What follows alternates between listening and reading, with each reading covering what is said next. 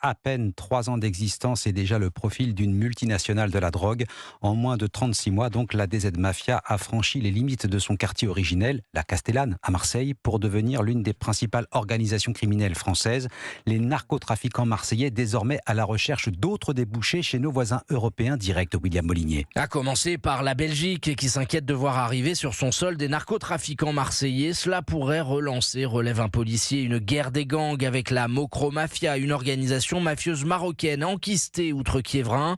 Le procureur de Marseille s'est d'ailleurs rendu fin septembre à Bruxelles où des connexions ont pu être établies. Plusieurs Marseillais se sont récemment installés dans la capitale belge pour se livrer au trafic de drogue et à l'inverse, une cinquantaine de Belges ont été interpellés dans des affaires de stupéfiants ces derniers mois dans le sud de la France.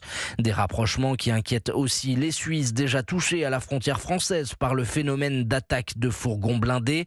En Italie, des alliances entre les mafias locales et la DZ Mafia ont aussi pu être observées. Il y a 2 mois, la justice a démantelé un vaste réseau de blanchiment. Les narcotrafiquants marseillais échangeaient dans des fonderies italiennes de l'argent sale contre des lingots d'or.